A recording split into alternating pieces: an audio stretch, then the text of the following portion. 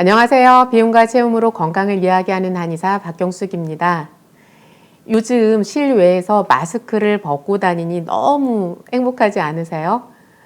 코로나로 정말 긴 시간 동안 2019년 12월부터 20년, 21년, 22년 하고도 거의 중반기에 이르기까지 너무 많이 고생을 하셨는데 이제는 밖에서 그나마 이렇게 마스크를 벗고 자유롭게 다닐 수 있다는 것이 작은 행복인 것 같아요. 그런데 그 코로나에 감염이 되고 그 후유증으로 아직도 이제 고생을 하고 계신 분들이 있어서 여전히 또 마음 아픈 그런 소식들이 들려오곤 합니다. 자, 코로나 후유증 중에서도 특히 가장 많은 증상이 폐 증상인 것 같아요. 그래서 계속해서 기침이 난다든지 아니면 그러니까 마른 기침이 이렇게 난다든지 가슴이 답답하다든지 이런 증상을 호소하시는 분들이 있는데요. 자, 코로나 후유증이 아니더라도 또 먼지가 많은 곳에서 일을 하다 보면 또 폐가 안 좋아질 수도 있잖아요. 이렇게 폐가 안 좋아서 고생하시는 분들을 위해서 오늘 몇 가지 내용을 준비해 보았습니다.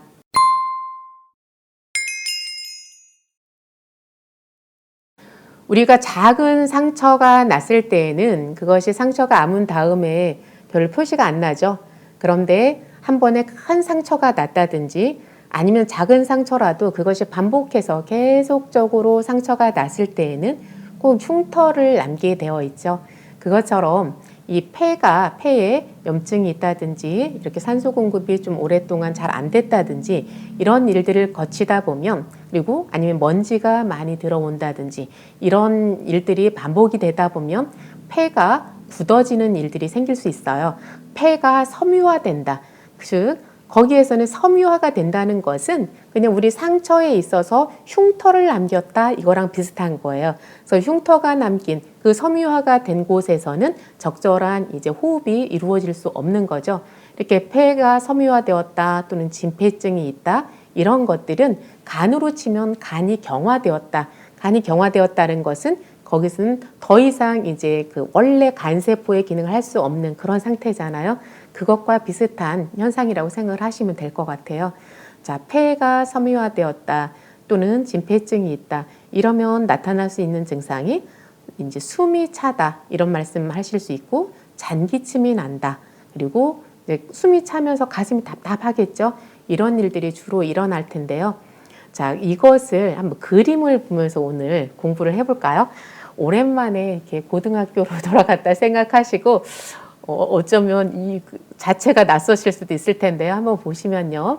자, 심장이 있어요. 심장이 진짜로 이렇게 하트 모양 비슷하게 생겼죠? 이 심장에서 이렇게 혈액이 온몸으로 나가는 것, 이게 좌심실이에요. 항상 심장에서 혈액이 나가는 것은 이제 동맥혈이죠. 이건 좌심실에서 시작이 되는데요.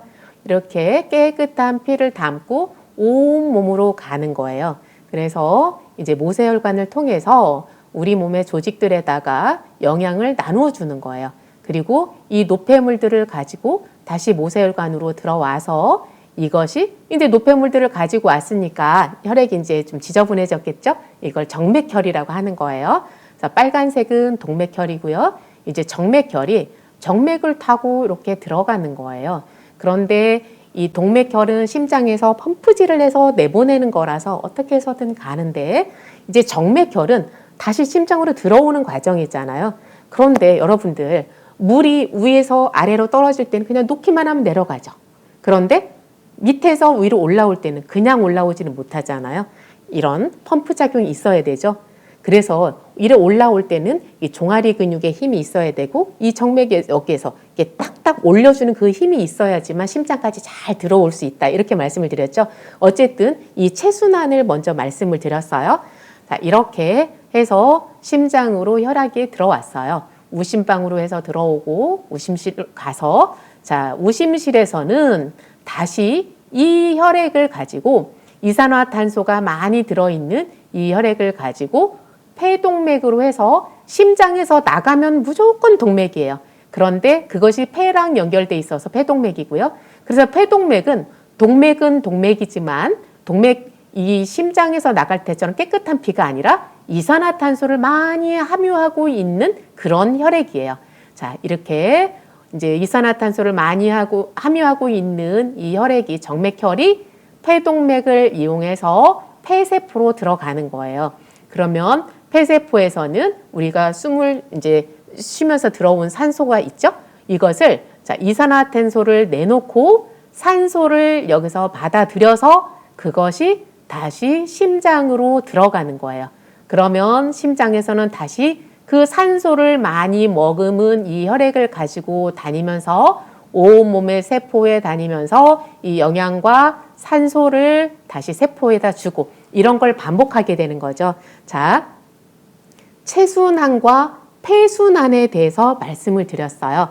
체순환이라는 것은 심장에서 나와서 우리 온몸의 세포들의 영양과 산소를 공급해 주고 그리고 노폐물과 이산화탄소를 받아서 그걸 폐로 가지고 가고 폐에서는 다시 그러니까 그것이 심장으로 들어가죠. 심장으로 들어가서 폐동맥을 통해서 폐로 들어가고 거기에서 이산화탄소를 내놓고 산소를 받아들여서 다시 심장으로 들어가는 거예요.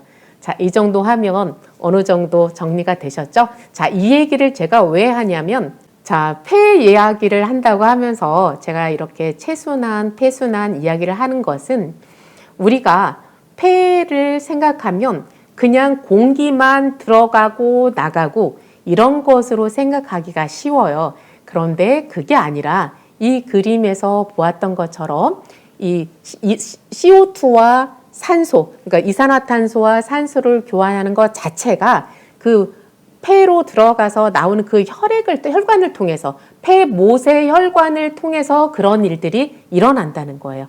자, 제가 무슨 말씀을 드리려고 하는지 이제 눈치채셨을 텐데요.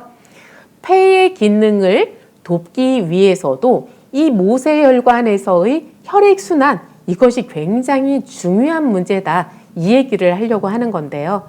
자, 천식이 있을 때 이렇게 스프레이로 칙칙 뿌리는 거 있죠?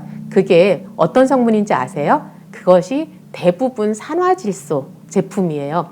그러니까 의약품이니까 제품이 아니라 약이라고 할 수 있겠죠. 그래서 이게 폐순환이 잘 안 돼서 그러니까 폐동맥, 폐정맥 여기에서 이렇게 순환이 잘 안 돼서 이제 이산화탄소와 그 산소의 교환이 잘 안 되고 그래서 숨을 잘 쉴 수가 없다. 이럴 때는 가장 우선적으로 우리가 이제 시중에서 구해서 드실 수 있는 것이 산화질소 제품을 구해서 드시면 이것이 일정 정도 도움이 될 수 있어요. 자, 그렇다고 해서 이 산화질소 하나만 가지고 무조건 된다는 것이 아니라 항상 그 다음이 필요한 거예요. 그러면 폐는 폐오조. 폐는 건조한 걸 싫어한다. 오자가 싫어할 오자예요. 그래서 폐를 촉촉하게 하는 작용이 필요해요. 그래서 이것을 한의학적인 처방에서는 폐음을 보호한다. 이렇게 폐음을 보강하는 그런 약물을 처방을 하면 굉장히 도움이 되는데요.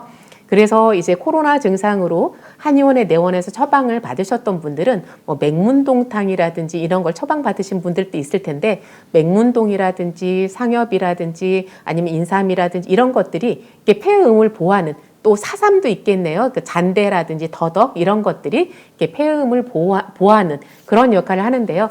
이거의 대표적인 처방이 경옥고라는 거예요. 그래서 예전에 그 이제 폐결핵이라든지 이렇게 폐 질환이 좀 많았던 그 시절에는 가장 다용도로 사용했던 처방이 이제 경옥고라고 해도 과언이 아닐 만큼 이렇게 많이 사용을 했었는데요. 그래서 이제 이렇게 이제 산화질소를 복용을 하시면서 조금 숨찬 건 덜하긴 한데 많은 개선이 되지 않는다 그랬을 때는 이제 가까운 한의원에 내원하셔서 이렇게 폐음을 보강하는 그런 처방을 받으시든지 아니면 경옥고를 구해서 드신다든지 이런 것들이 도움이 될 수 있고요.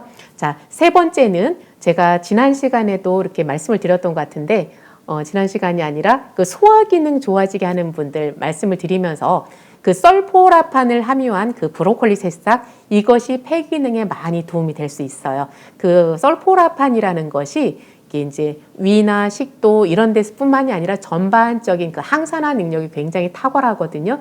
그래서 그게 도움이 될 수 있고요. 네 번째로는 난황 오일을 드시면 도움이 많이 돼요. 그 난황에 들어있는 레시틴이 이 폐나 뇌의 세포들을 재생해주고 이렇게 회복되게 하는 역할을 하는데 굉장히 도움이 되고요. 그 이제 오일이라는 것 자체가 이제 오메가3 많이 들어있잖아요. 그러면서 그것이 이제 그 혈관의 어떤 염증을 개선해주고 혈액순환 잘 되게 하는데 도움을 줄 수 있거든요. 그래서 그 계란 노른자로 만든 그런 오이를 드시는 게 좋은데요. 그런데 이제 난황 오이를 구하기가 힘들면 또 다른 방법이 들기름과 계란 노른자를 드시는 거예요. 저희 아버지가 이제 지금은 돌아가셨지만 그 이제 젊었을 때 이렇게 이제 광산에서 일을 하시면서 이게 진폐증이 있으셨어요. 그래서 평생을 폐가 안 좋아서 고생을 많이 하셨는데 그런데 어느 날 이 계란 노른자에다 들기름 한 숟가락을 넣어서 드시는 거 이거를 하시면서부터 몸이 굉장히 좋아지셨어요. 그 전에는 이렇게 숨이 차서 몇 걸음 가면 쉬고 몇 걸음 가면 쉬고 거의 아무 일도 할 수 없을 정도로 그렇게 심했었는데 이 들기름에다가 계란 노른자만 딱 떠서 이렇게 섞어서 그거를 아침마다 드시는 거예요. 그런데 그렇게 하시면서 그 숨 차고 이렇게 이제 마른 기침하고 이런 증상들이 많이 좋아지셨었고 그 다음부터는 이렇게 폐에 염증이 생기면서 뭐 혈관이 터진다든지 이런 일들이 굉장히 많이 잦아들었던 그런 기억이 나요. 그래서 한 10년 정도를 굉장히 건강하게 잘 보내셨던 이제 그런 경험이 있거든요. 그래서 이런 것들이 여러분들에게도 도움이 되지 않을까 싶어서 말씀을 드렸습니다. 자, 코로나 후유증 또는 먼지가 많은 곳에서 일을 해서 아니면 감기라든지 천식 이런 것들로 인해서 폐가 이제 섬유화됐다든지 아니면 폐 기능이 많이 떨어져 있는 분들에게 오늘 이제 5가지로 말씀을 드렸죠. 자, 첫 번째는 산화질소를 이제 발효한 그 산화질소를 이용하면 좋다. 두 번째는 폐음을 보강하는 그런 약이라든지 경옥고. 세 번째는 그 설포라판을 많이 함유하고 있는 브로콜리 새싹이라든지 정무 새싹 이런 것들을 드시는 게 도움이 되고요. 자, 네 번째는 난황 오일 또는 이제 5번째로는 그 들기름. 들기름은 생들기름이 더 좋아요. 자, 생들기름에다 계란 노른자를 섞어서 이렇게 날마다 한 번씩 드시는 게 좋다. 이 방법들을 다 할 필요는 없는 거고요. 그 중에서 1가지, 2가지 이렇게 선택해서 해보시고 그렇게 해서 호전이 되시면 그것만 하시면 되고 그것으로 부족하다 하면 거기에다 또 다른 방법들을 하나씩 이렇게 추가하는 방법으로 이렇게 찾아갔으면 좋겠어요. 그래서 지금 현재 어떤 이렇게 폐 기능이 저하되어서 고생되시고 있는 분들이 있다면 이런 방법들을 통해서 조금이라도 그 건강이 좀 개선이 되었으면 하는 바람이 있습니다. 자, 한 주간도 잘 보내시고 또 다음 주에 뵙겠습니다. 고맙습니다.